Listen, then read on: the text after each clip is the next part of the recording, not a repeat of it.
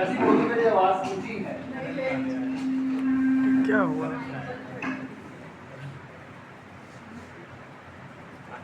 विद्वान लोग यहाँ बैठे हैं। आवाज आ रही है। चलो, नहीं आ रही तो किसको बोलो? विद्वान लोग बैठे हैं। अच्छा अच्छा, बड़े विद्वान लोग बैठे हैं। बिमली जी हैं, फिर भाग्यदेवी जी हैं, और हमारी मित्र प्रेरणा जी हैं, और अभी तो महाविद्वान गणेश जी से भाषण दिया, बड़े अच्छे। तो मुझे बोलने में डर लगा कि इतने विद्वानों के बीच में मैं, जो कि इस विषय के बारे में कुछ भी नहीं जानता, वो क्या बोलेगा। पर मुझे मालूम है, Veronica ji, do you understand Hindi? I'm talking to you. No. You understand Hindi? I understand Russian, English, Little bit. little of Sanskrit. Sanskrit. Oh, I see. तो मैं एक चीज जानता हूँ कि कल रात को 9-10 बजे होंगे, मुझे प्रेरणा जी का फोन आया, और प्रेरणा जी ने कहा कि कल आपको आना है। तो मैंने कहा आना है, तो उन्होंने बताया कि आज का ये प्रोग्राम है। तो मैं समझ गया कि उनको कोई भारी भरकम चीफ गेस्ट नहीं मिला। तो ये मेरे से ही काम चला रही है। पर क्योंकि मित्र है तो मैं आया, और उसके पीछे एक और भी कारण है। उसके पीछे 2 कारण हैं। एक तो ये कि आज से कुछ साल पहले मैं यूजीसी में मेंबर था, कई साल रहा मैं यूजीसी मेंबर। तो वहां पर एज मेंबर कई यूनिवर्सिटीज के अंदर जाना होता था, कई के मेंबर होते थे। तो वहां एक कांचीपुरम के अंदर यूनिवर्सिटी हुआ करती थी, आप जानते होंगे, चंद्रशेखरेंद्र सरस्वती विश्व महाविद्यालय। अभी हो गया। तो वहां मैंने कई साल, 3-4 साल जाना रहा। तो वैसे तो वो फिलॉसफी और संस्कृत में उनकी वो है भी था, परंतु मैन्युस्क्रिप्ट्स में अंदर से जाकर ले लो एक बोतल। बहुत काम है। मुझे मालूम है कि और भी कई यूनिवर्सिटी और भी कई संस्थान होंगे जहाँ पर वो काम होगा, पर वहाँ भी बहुत काम। तो मुझे 2-3-4 बार वहाँ जाने का रहा। तो मुझे वहाँ बताया गया कि लाखों में मैन्युस्क्रिप्ट्स। अभी प्रेरणा जी मुझे बता रही थी कि तकरीबन एक एस्टिमेट है, तो इन चीजों का तो एक एस्टिमेट ही कर सकते हैं, उसका कोई बिल्कुल एग्जैक्ट संख्या नहीं बता सकते, लेकिन बता रही थी कि तकरीबन 1 करोड़ के करीब जो मैन्युस्क्रिप्ट्स हैं वो हैं बिखरी हुई देश में और विदेशों में। और अब जिन्हें विदेश कहा जाता है, पहले तो वो देश ही थे, पहले तो देश ही थे ना, जैसे अफगानिस्तान से हो गए, बर्मा हो गया, श्रीलंका हो गया, सारे के सारे एक तरह से जो उप महाद्वीप जब 6-7 देश बन गए हैं, वो भी सारा एक ही देश हुआ करता था। और आगे जाके कंबोडिया इत्यादि इत्यादि के अंदर भी, तो इसलिए वो कई मैन्युस्क्रिप्ट्स होंगी जो कि बिखरी हुई है, और उनकी लिपियां भी अलग अलग होगी। मुझे नहीं मालूम, लैंग्वेज ही अगर 10-15-50 किलोमीटर के अंदर तकरीबन लैंग्वेज चेंज हो जाती है। जब लैंग्वेज चेंज हो जाती है तो वो लिपियां भी थोड़ी बहुत चेंज होगी। तो मुझे मालूम नहीं कि कितनी लिपियां हैं, और 15-16 लिपियां तो होंगी जो कि अभी एक्सटिंक्ट होने से बची। तो मुझे इसलिए लगा कि ये एक ऐसा कार्यक्रम है जिसके अंदर मेरा अपना ही ज्ञानवर्धन होगा, तो मुझे यहाँ पर आना चाहिए। ये तो बात होगी कि कल मैं एकदम बगैर प्रिपरेशन के मैं आया हूँ, तो जो बगैर प्रिपरेशन के आते हैं वो ज़्यादा बोलता है। तो आपको थोड़ा सा मतलब जब बोलना बंद करना तो आप, मैंने कहा घंटी नहीं है यहाँ पर बोली, तो आप दुआ लेना। दूसरा, देखिए मैं तो जो मतलब I can use only the vocabulary of the common man, मतलब not of the very intellectual here इस वाले फील्ड के अंदर, तो मैं ऐसी भाषा में बात कर रहा हूँ, एक वोकैबुलरी ऑफ एवरीडे लाइफ जिसे बोलते हैं। अब जैसे जो बात आई कि सभी लोगों ने, बड़े लोग सोचते थे कि देखिए बड़ी आपको विचित्र बात मिलेगी कि इस देश में सेकुलरिज्म का, क्योंकि सेकुलरिज्म के अंदर कोई बुराई नहीं है, पर सेकुलरिज्म की जो एप्लीकेशन होती है, इंटेलेक्चुअल एप्लीकेशन, वो किस किस्म से चल रही है। सेकुलर तो हिंदू लोग हैं ही, उनको कहने की जरूरत नहीं, तो कैसे चल रही है। तो मुझे बहुत हैरानी होती थी, मैंने यूजीसी में भी ये मामला उठाया कि देश के अंदर इस्लामिक सेंटर है, study Islamic study centre, Buddhist study centre है, अफ्रीकन स्टडी सेंटर है, दिल्ली यूनिवर्सिटी के अंदर ही है, पर कोई हिंदू स्टडी सेंटर नहीं, कोई भी। 2-3 बार मैंने रेज भी किया, तो उन्होंने कहा यार कोई प्रपोजल तो दे यूजीसी में, कि कोई प्रपोजल तो दे। प्रपोजल देने वाले कोई नहीं है। अब मैं किसी वाइस चांसलर के बारे में कोई गलत नहीं कहना चाहता, पर उन दिनों जहाँ पर त्यागी जी वो हो करते थे, तो कोई मतलब मूवमेंट थी नहीं इसके ऊपर। त्यागी जी के बाद में भी वो आए, जोशी जी, उन्होंने भी कुछ इसके ऊपर प्रयास किया, पर क्योंकि वो भी परमानेंट नहीं थे, तो उतने विचार से नहीं किया कि अब हुआ है। तो मुझे बहुत खुशी रहती है कि एक जो हिंदू स्टडी सेंटर यहाँ पर बना, और वो हिंदू सेंटर सर जो बना है, वो अब मैं देखता है कि मेरे को थोड़ा सा, क्योंकि मैं आता जाता हूँ इधर, तो स्टूडेंट्स सबकी जानकारी है, मैंने देखा कि अब जो स्टूडेंट्स आए हैं वो बड़े इंथुसियास्टिक स्टूडेंट्स आए। वो ये नहीं है ऐसे एक स्टूडेंट यहाँ पर स्टडी हिंदू स्टडी सेंटर में कि भाई कहीं एडमिशन नहीं मिली तो मैं हिंदू स्टडी सेंटर में ले लूं, ऐसे नहीं। लोग खुशी से आए, ये पता लग रहा है उनके चेहरों से देख के। ये फर्क है फर्स्ट ईयर और सेकेंड ईयर के अंदर भी। अब मैंने ये देखा कि ये जो 15 दिन का प्रोग्राम हुआ, ये 15 दिन का जो प्रोग्राम हुआ, आमतौर पे ये जैसे आज मैंने देखा कि लोग इससे खुश नहीं है कि प्रोग्राम खत्म हो गया, कि भाई होता नहीं बोर हो गए या तो खड़े। मुझे लगता है कि एक इतनी इंथुसियाज्म है कि ऐसा प्रोग्राम और भी चले, मतलब इस कई लोग आपके बिल्ली जी आपके आने से पहले कई लोग बोले थे, जो जो जो पार्टिसिपेंट्स थे, और उन्होंने अपने जो एक्सपीरियंस है, जो share their experience, and in their experiences it was reflected the kind of enthusiasm they were having. तो मुझे लगता है कि बहुत अच्छा एक ये, और आगे से ये और भी बढ़ेगा, आगे ये और भी बढ़ेगा। ये दूसरा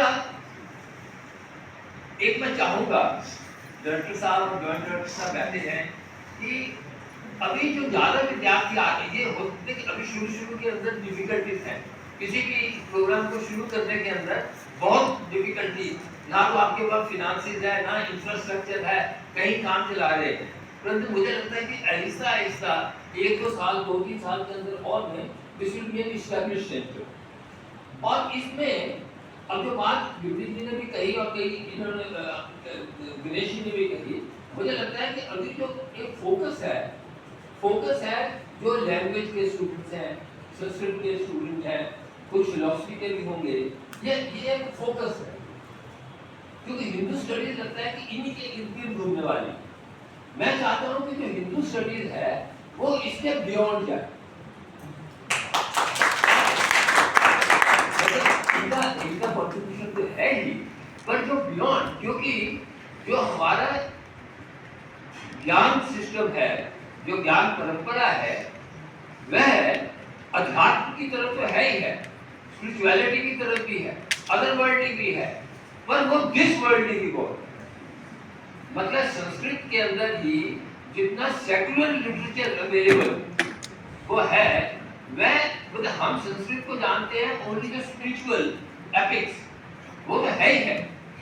एपिक्स भी हमारे ऐसे हैं बड़ा ज्ञान देते हैं, आजकल गीता से आपके मैनेजमेंट प्रिंसिपल, रामायण के इकोलॉजिकल प्रिंसिपल्स आते हैं।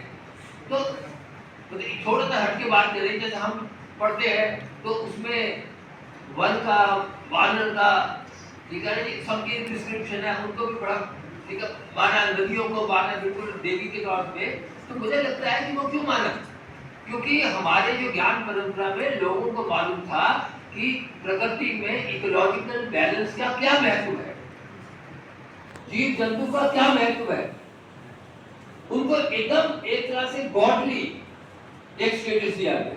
वो गॉडली स्टेटस इसलिए दे गया कि एक बड़ा ही परंपरा के मुताबिक एक ज्ञान वो था उनको, वो जो ज्ञान का एक्सप्रेशन है वो बड़े ही टेक्निकल शब्दों में समझाते थे, समझना मुश्किल था।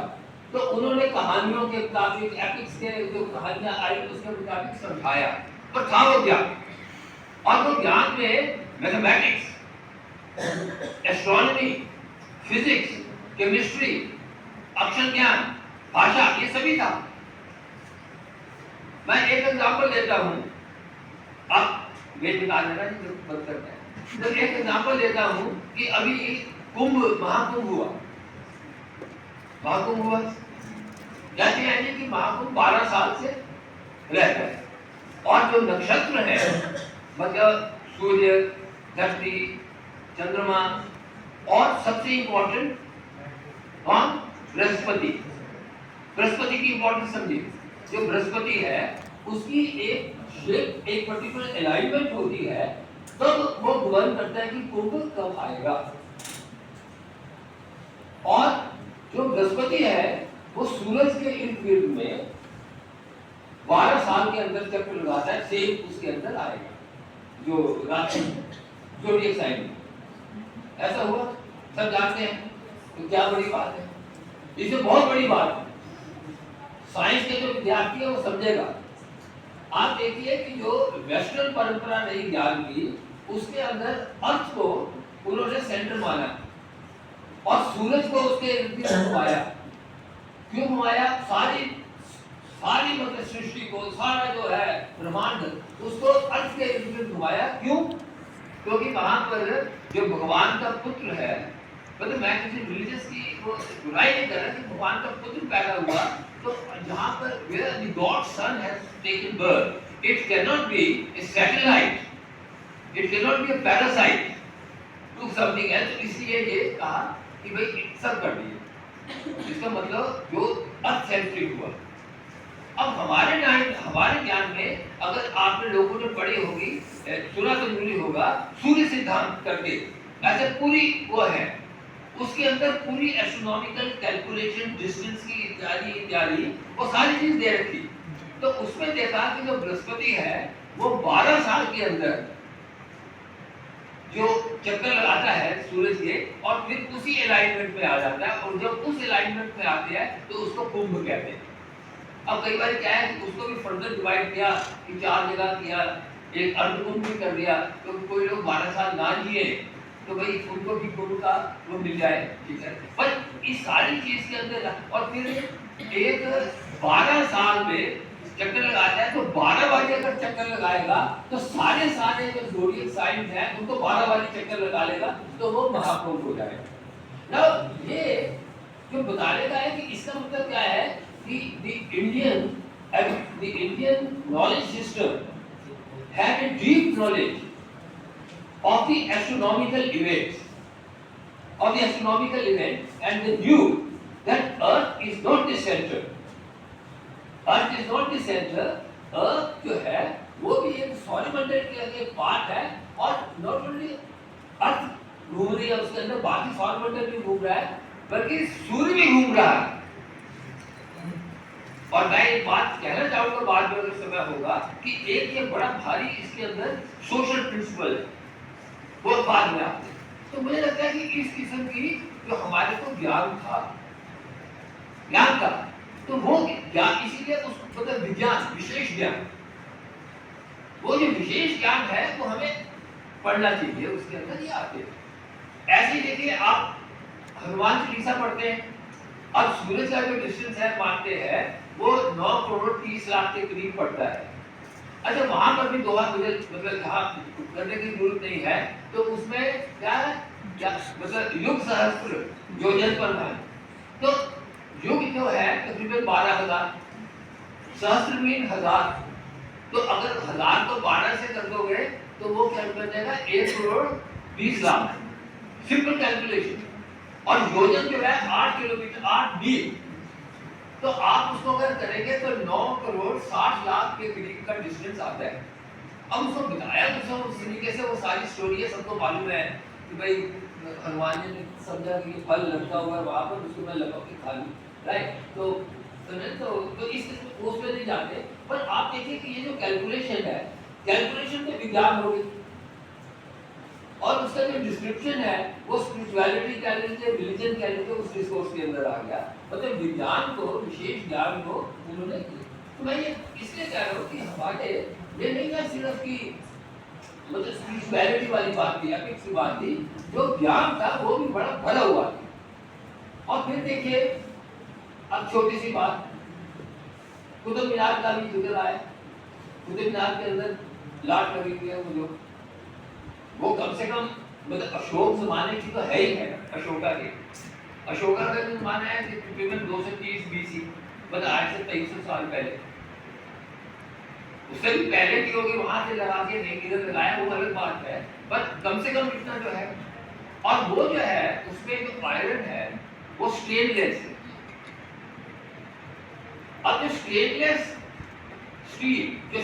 स्टील आयरन का जो आविष्कार है वो ज्यादा से ज्यादा 200 साल पुराना है, ज्यादा से ज्यादा, और ये तो 2300 साल पुराना। तो इसका मतलब वो ज्ञान था, तो हमें उस ज्ञान को, मतलब उस ज्ञान से, मतलब वी शुड बी प्राउड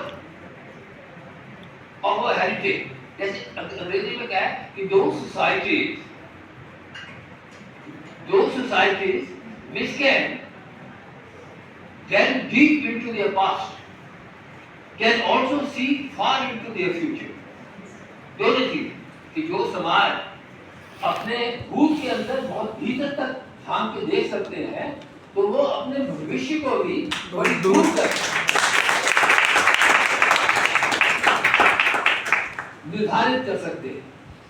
तो मुझे लगता है कि ये चीज हमें ध्यान देती है। पर इसमें क्या है कि जब हम ये बात करें विवरी जी, मैं ये मन में मुझे कई बार ये देखते हैं कि भाई क्या बात है कि विचार की दृष्टि से, गणेश जी, विचार की दृष्टि से हम इतने ऊंचे कार जी की जो विदेशी अपराधता आए, उन्होंने आपके विचार को नष्ट कर दिया, ठीक है ना जी, ऐसे सब कहते हैं। पर मैं उससे एग्री नहीं करता फुल्ली, क्योंकि आप अपने अच्छाइयां तो देख रहे हो, पर समाज की जो फॉल्ट लाइंस हैं उनको भी तो देखो। मतलब जब वो आए होंगे, हम तो करोड़ों में, मतलब लाखों में तो तब भी थे, वो हजारों में थे।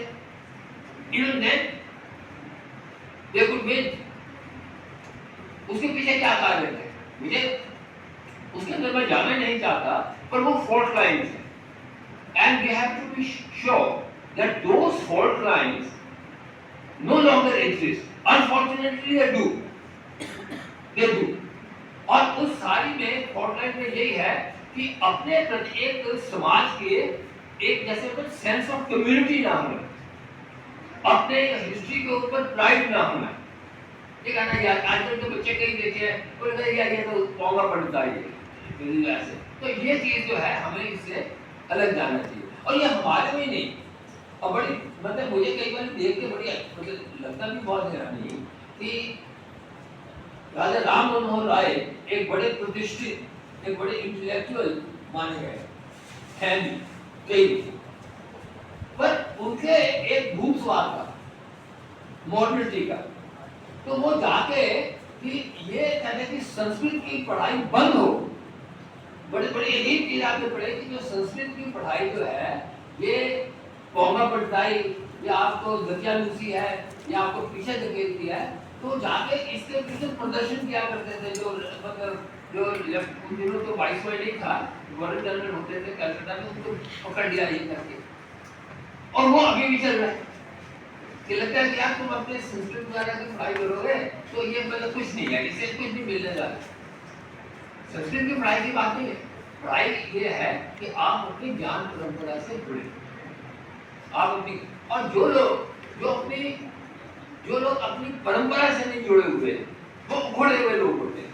जो लोग अपनी कविताओं से, जो अपनी हिस्ट्री है, ठीक है ना, जो अपनी जो पोएम्स हैं उनसे नहीं जुड़ते तो वो आधे इंसान माने जाए, आधे इंसान माने, ये पूरा इंसान होगा जो जुड़ा रहेगा आपकी धरती से।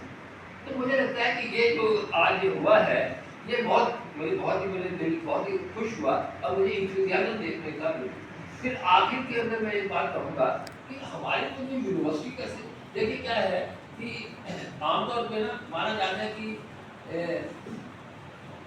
जो यूनिवर्सिटी सिस्टम है वो वेस्ट से चालू हुआ, मतलब हम लोग मानते हैं वो जैसे फिलोमिना इटली के अंदर यूनिवर्सिटी है, फिलोमिना वो सबसे पुरानी यूनिवर्सिटी मानते हैं, राइट। और उसके बाद तकरीबन वो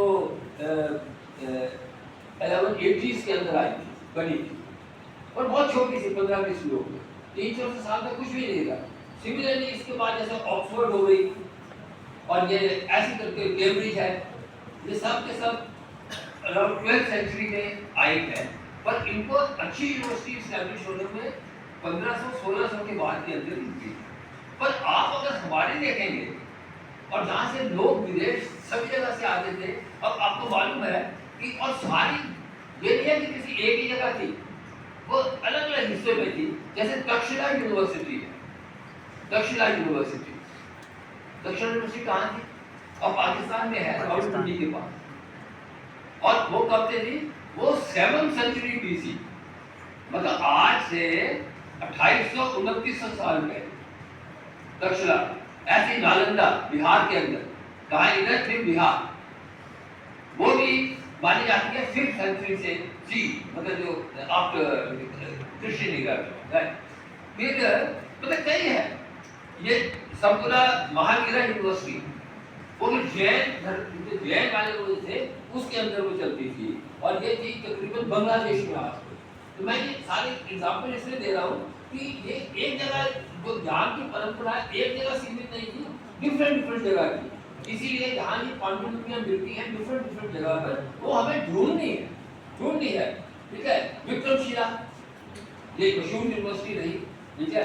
फिर ऐसे पुष्पागिरी आंध्र प्रदेश के अंदर, मतलब ऐसे मैं कई एग्जाम्पल दे सकता हूँ, तो मैं ये एग्जाम्पल और देना नहीं चाहता। अब आखिरी के अंदर मैंने कहा था कि उसे सूर्य सिद्धांत है ना, वो एक समाज के अंदर भी लगता है। वो क्या है कि आमतौर पे देखिए कि चंद्रमा अर्थ के घूम रहा है, राइट। चंद्रमा जो है वो अपने इर्द गिर्द भी घूमता है, जिसे स्पिन कहते हैं, और अर्थ के इर्द गिर्द भी घूमता है, जिसे रोटेशन कहते हैं। फिर अर्थ जो है वो इर्द गिर्द घूमती है और सूरज के भी घूमती है। ऐसे सारे ग्रह अपने इर्द गिर्द भी घूमते हैं और सूरज के भी घूमते हैं, और सूरज इन सभी ग्रहों को मिलके किसी और के ऊपर भी अपनी उसके अंदर भी घूमता है और सभी में घूमता है। ये सूर्य सिद्धांत के अंदर दिया हुआ है, हमारे हजारों साल पहले दिया, राइट। और नॉट ओनली दिस कि सारा ब्रह्मांड जो है गैलेक्सी, मतलब हम सूरज जो है एक छोटा स्टार है हमारे, अगर मिल्की वे में करोगे आकाश के अंदर मिल्की वाले में भी, तो इसमें 10 अरब मतलब 10⁻11 मतलब क्या होता है 100 अरब वो मतलब एक अरब वो है आकाश गंगाएं, मतलब उतने तारे एक आकाश गंगा में, और ऐसे ही 10⁻10 आकाश गंगाएं।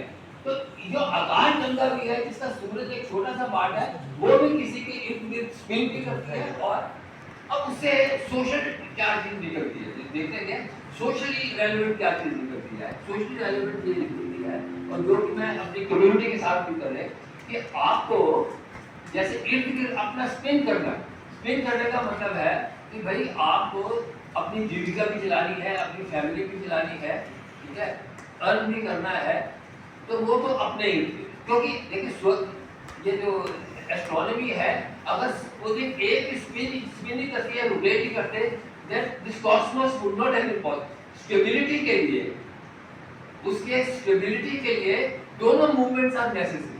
जो फिजिक्स या साइंस में स्टूडेंट जब बोलो कि अगर एक ही मूवमेंट होगी तो वो नहीं होगी। जैसे गोली भी चलती है ना, जब बंदूक से, तो वो घूमती है और सीधी पे जाती है, राइट, घूमना बहुत जरूरी है उसकी स्टेबिलिटी के लिए। तो वो जो स्पिन है वो है कि आपको अपने लिए अपने परिवार के लिए काम करना है, पर सिर्फ नहीं, आपको किसी लार्जेस्ट कॉज के लिए भी काम करना है। मतलब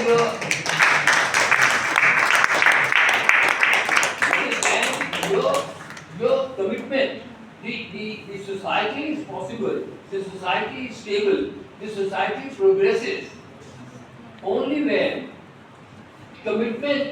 your commitment to a cause larger than yourself is much bigger than your commitment to your own self, और तभी आगे बढ़ती है। और ये प्रिंसिपल सभी जगह लागू होता है, आप पढ़ाई के अंदर भी लागू होगा। अगर आप जैसे कोई सब्जेक्ट कर रहे हो और आपका ये हो कि भाई मैंने सब्जेक्ट में सिर्फ एग्जाम पास करने के लिए, वो तो स्पिनिंग हो गई, पर उससे नॉलेज तो नहीं बढ़ी ना। कोई नॉलेज बढ़ेगा जब भी आप एग्जाम पास करने के बियॉन्ड जाओगे। ऐसे ही आपने फिजिक्स कर ली, केमिस्ट्री कर ली,